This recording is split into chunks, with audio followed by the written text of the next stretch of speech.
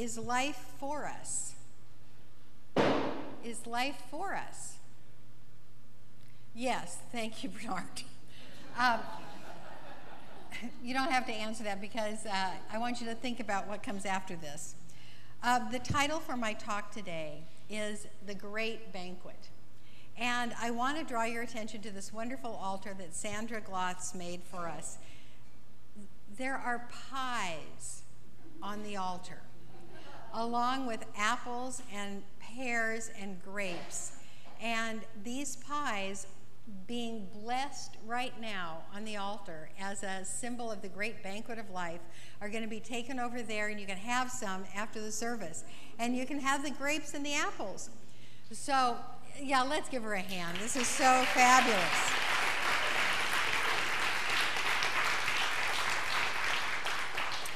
So, I'm going to tell you the story of the great banquet, and I actually tell this story enough that it's familiar to people that have been here any length of time. In fact, I'm getting some nods, and it's so familiar that people have offered me other stories that mean the same thing, in case I want a substitute, but I like this one really a lot. So, I'll tell you, I'll start by telling you where I got it, because I don't think I've given you the whole story of the great banquet before. When I was in ministerial school, I knew that that was the last time in my life that I would get to shop around churches, because I was going to have one. And so I wasn't going to get to go to church very much.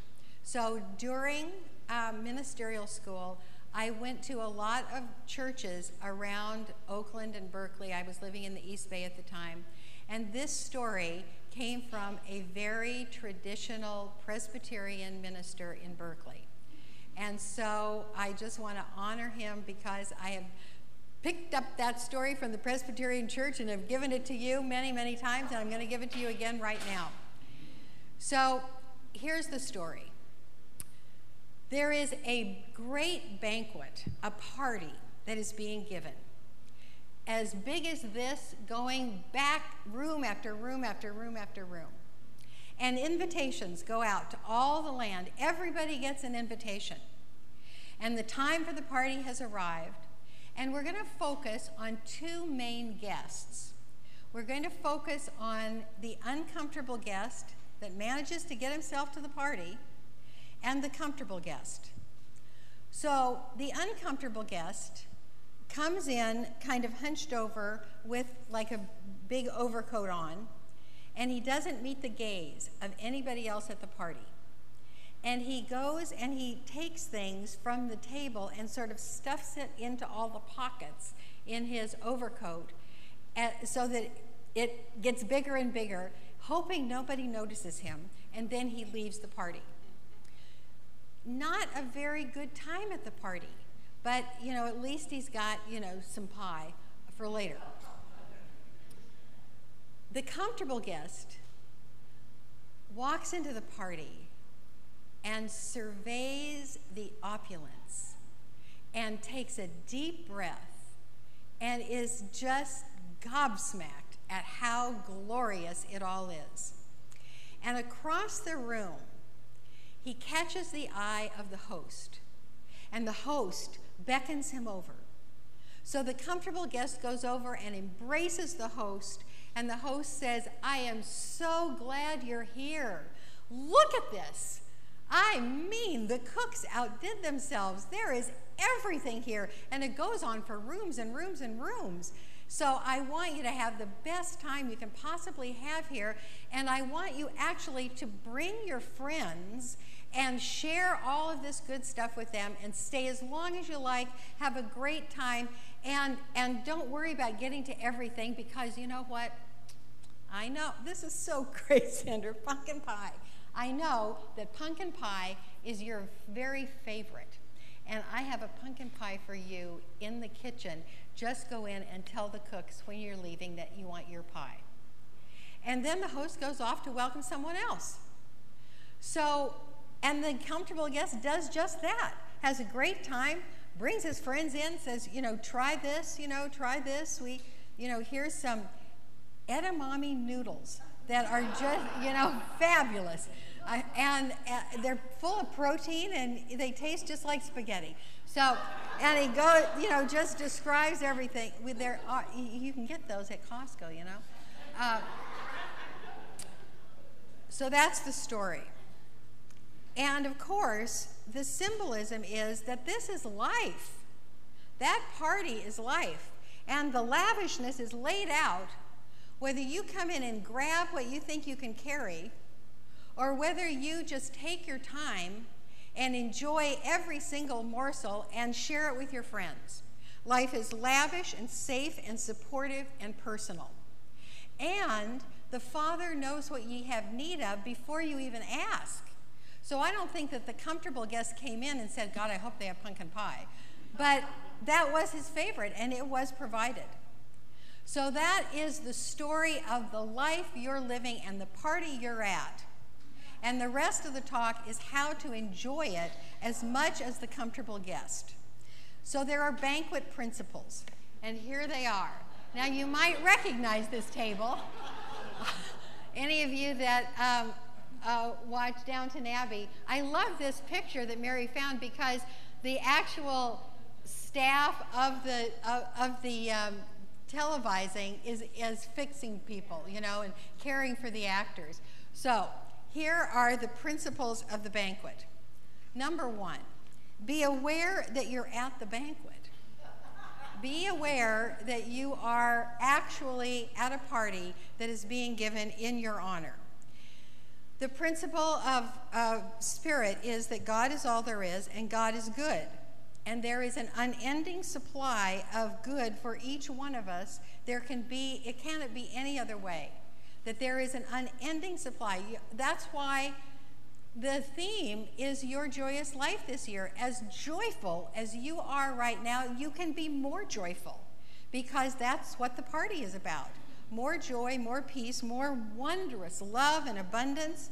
So all of those divine qualities that we all want, love, peace, abundance, inspiration, connection, blessing, is present without us forcing anything. We don't have to grab it. We don't have to look for it under a bush. It's right here for us. So we live in an abundant universe. You just look at the leaves on the trees and the grains of sand, and we live in an abundant universe, but it is what is in each of our minds that gives us the experience of abundance of whatever it is. Because, of course, in this abundant universe, if you look for it, you can have an abundance of stuff that you don't want. You can have an abundance of conflict, poverty, loneliness, boredom. And if you have that, and if you say, I don't know how I got this load of misery, but it's here, there's a little process that you can do, and it's simply to say,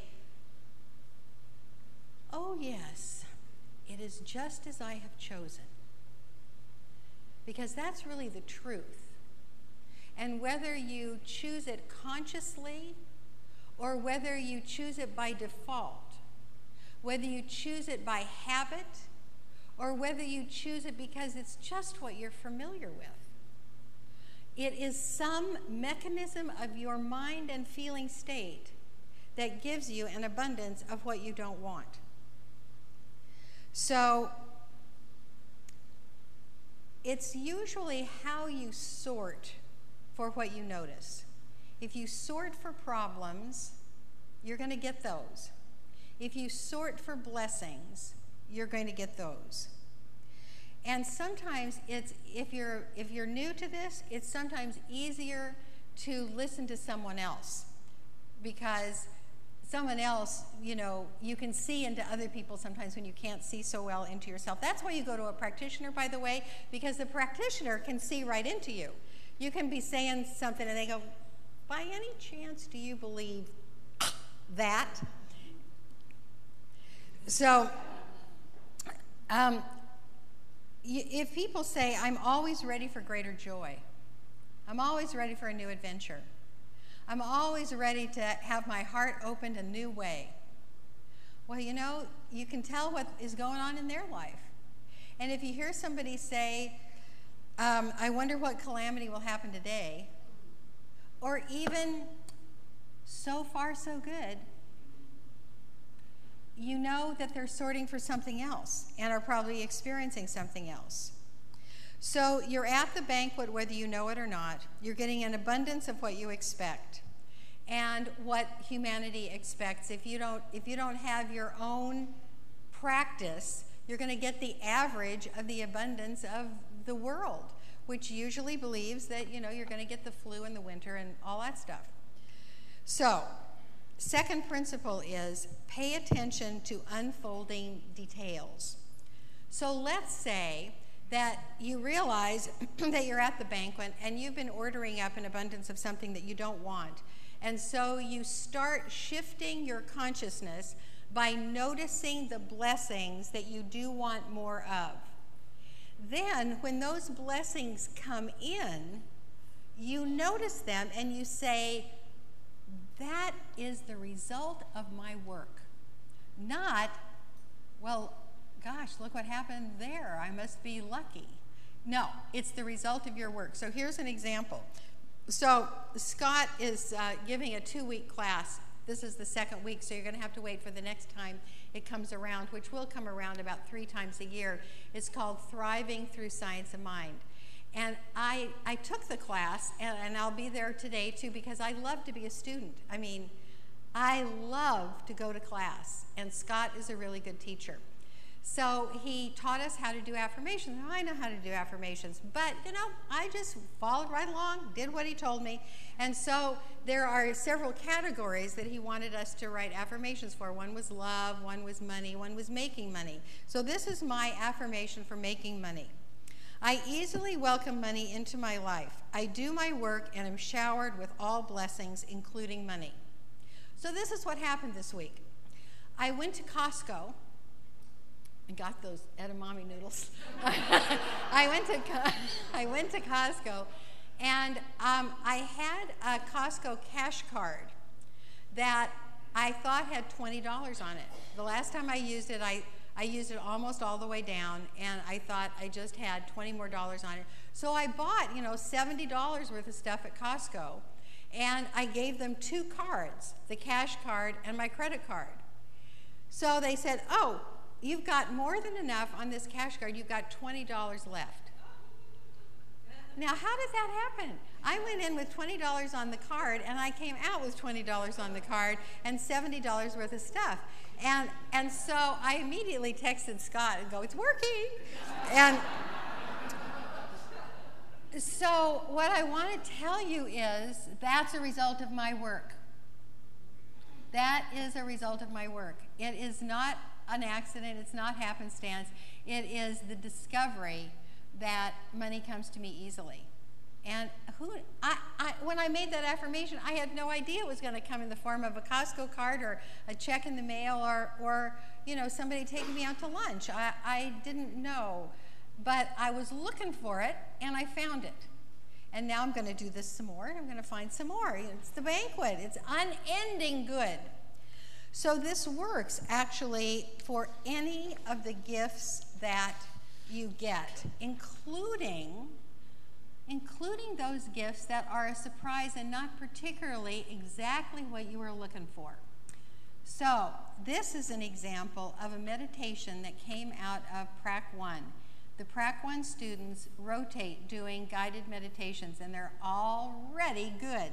So Laurel Wilson, this is part of her meditation. Imagine that every single being is here to teach you, to enlighten you to your own purpose and power.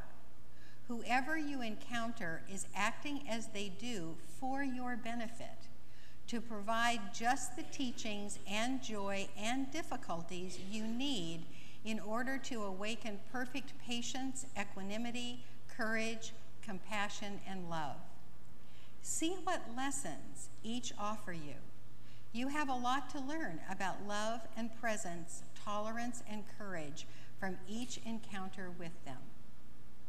So this is an example of how we can take something at the banquet, maybe, escargot that you don't think you like, and taste it and say, here's the benefit in that.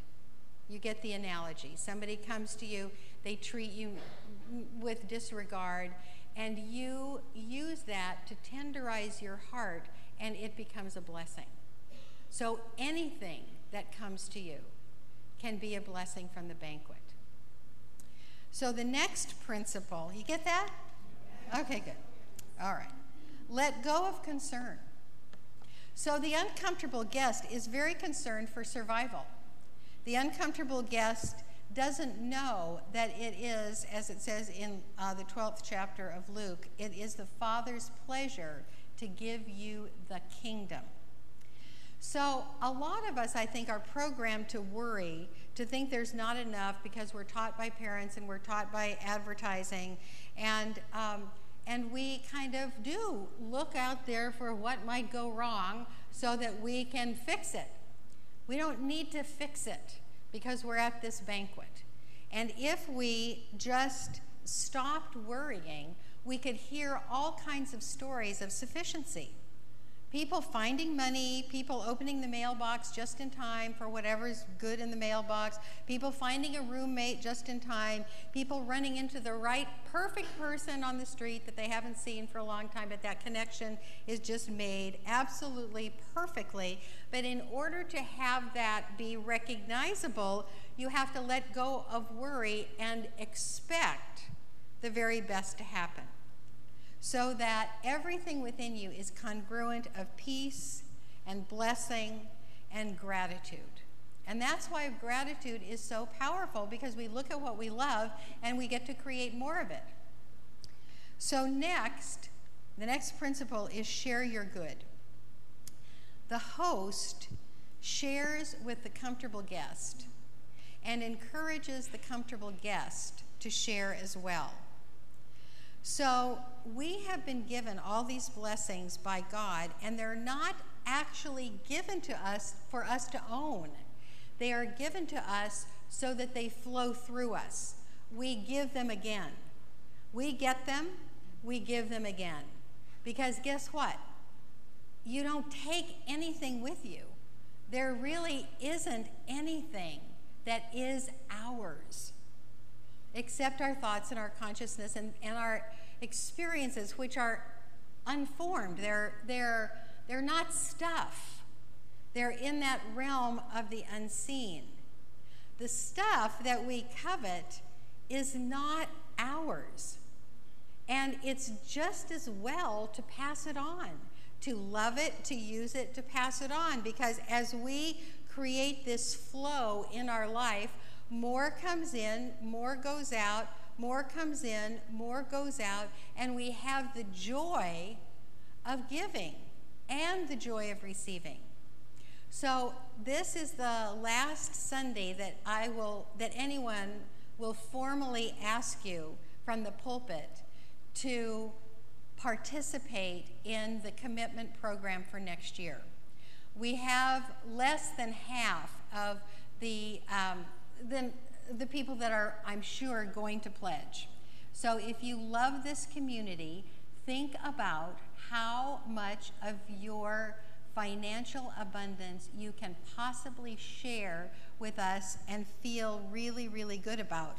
Because the opposite, because I've said this and you're thinking about it, there's something that's going on in your mind right now, and it's either, oh, yay, I get to share my abundance with the church that I love. I get to share with this community, this center, my spiritual home. I love it. Oh, gosh, that's great. Or you're going, I wonder how little I can give and still feel relatively okay about myself.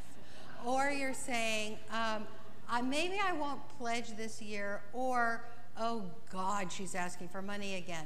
So any of those things are the belief in lack. So I've kind of caught you. I've caught you by offering you this thought, and you respond to it either on the end of the line of, oh, yay, let me share, or on the end of the line, don't ask me, I don't have enough. So where do you want to be? And if you're in this, I don't want to share because I don't have it, that's the mindset of the uncomfortable guest. And the comfortable guest says, here you go. There's always more where that came from. Next is accept the gifts for yourself. So in the Bible, in Luke 15, Luke 15 has 3 stories of parties. Now, if you're familiar with the Bible, you probably don't think of these stories as party stories, but they are. They're banquet stories. The stories seem to be about somebody losing something and finding it again. The first one goes like this. What man of you, having 100 sheep, if he lose one of them, does not leave the 99 in the wilderness and go after that which is lost until he find it? And when he hath found it, this is the key, when he hath found it, he layeth it on his shoulders rejoicing. And when he cometh home, he calleth together his friends and neighbors, saying unto them, rejoice with me, for I have found my sheep which was lost. So it's about a party when something is lost and found again. The next story is about a woman who has 10 silver pieces and she loses one. And Jesus says, who would not sweep the floor until you find it? And when you find it, you go and you call your friends and your neighbors and say, rejoice with me. I have found this silver piece that was lost and now it's found. And then, of course, the third story is about the prodigal son who goes out and says, you know, I'm going to take my inheritance and I am going to live the high life. And of course, he spends all of his money and he ends up with the pigs, which is a very bad place for a Jewish boy. And then he says, I can go to my father's house. And he starts home, and from far off, his father sees him, never says, you had all the pie you're going to get. He does not say that. He races to him with the robe and the ring and says, let's have a feast because my son that was lost is now found. So think about if we're not getting our blessings and if we're not sharing our blessings, we're lost. We're not at the banquet. We are lost.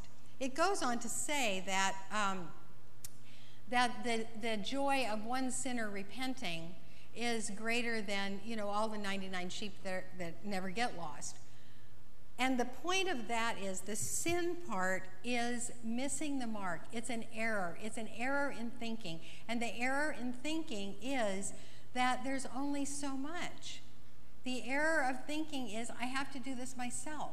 The error of thinking is there is a limit, you know, I got to get mine before somebody else gets it. That's the error of thinking, and when we are there, we are lost. And so the story of the sheep and the story of the coin and the story of the birds of the air and the lilies of the field that are given to are so evident of the lavishness of life supporting its own. And then that last story of the prodigal son, when we have to participate actually and say, no, I'm going back to the party. That party is going on and I am going back to the party.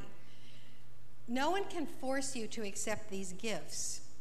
And in order to accept them, we really have to connect with our source. And that's the other piece I want to leave you with is, I don't want you to think that this philosophy is kind of like an advance letter to Santa. And we get to say, I want this, and I want this, and I want this, and I want this, and I expect the universe to give it to me. What happens is we say, I want more joy in my life. I believe that at this banquet of life, there is more joy. And then we seek for the evidence of that, and we find it. And we do the same with love. We do the same with abundance. We do the same with inspiration. We do the same with all of those gifts of God. And what happens as we look for and find is we establish a relationship with God. It's the relationship of the comfortable guest and the host. That is what saves us. That is what gives us the ongoing joys of everlasting good, because it's after God kind of catches us with answering a couple of those prayers where we are then the partner of the source of all. And as the partner of the source of all, we are co-creators of the banquet. And it gets really good. It basically gets really good. So the last thing I want you to remember is that the invitation is always good. It's not that the invitation was just for the one date. The banquet is always going on, and you can come to the banquet at any time. Remember the last time you had a revelation and you thought, oh my goodness, I could have been enjoying this all along. I could have been enjoying this vacation destination. I could have been enjoying this beautiful hour in the morning right as the sun comes up. I could have been enjoying this TV program, or, the edamame noodles. They were here all along, and, I just now discovered it. Same thing. I could have been relishing a relationship with my source all this time. Thank God I've got it now. You can come to the banquet at any time. Let's take a big breath on that. That is so great. So, coming back to the spiritual principle, the basic spiritual principle that we've been talking about, this is it. And that is, all good is eternally available. Always, always. And then this saying from what we believe that we studied all of last year, and that is, we believe in the eternal goodness, the eternal loving kindness, and the eternal givingness of life to all. That is a basic teaching of this philosophy. And should you want to go deeper with this lesson, here it is. And that is for you to get up every morning and say, I am a divine distribution center of God's good. Thank you, darlings, and I'll see you at the party.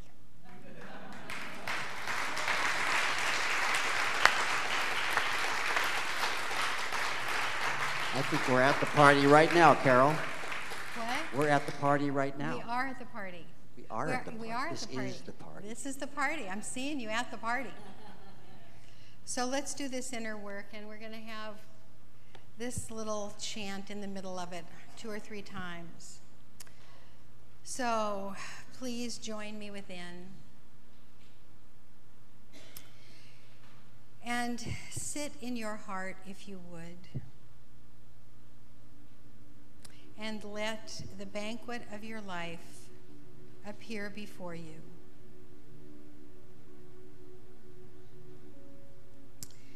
Here's a good question. What good has been laid out for you that you have already accepted? What good has been laid out for you that you have already accepted? Let that person or situation or job or the scene from your bedroom window, the child that is doing so well, whatever it is, your perfect mate, the beloved that is right next to you, that good that you have accepted, and feel the gratitude well up from within. Feel the gratitude that is overflowing.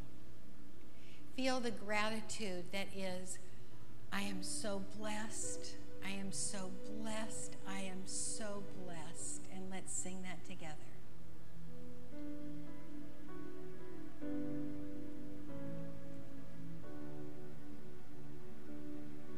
I am so blessed. I am so blessed. I am so grateful for all that I have.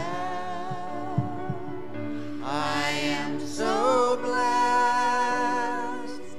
I am so blessed. I am so grateful. I am so blessed. And now turn your awareness to a blessing that you are still seeking. And see if you can discern that in a quality of life. You may think you want a red car, but what you want really is freedom. You may think that you want a whole lot of money in the bank, but what you want is peace of mind. And go for that quality of experience, that variation on joy that you know is right there, right there. And accept it with gratitude in the same way and be willing to share it.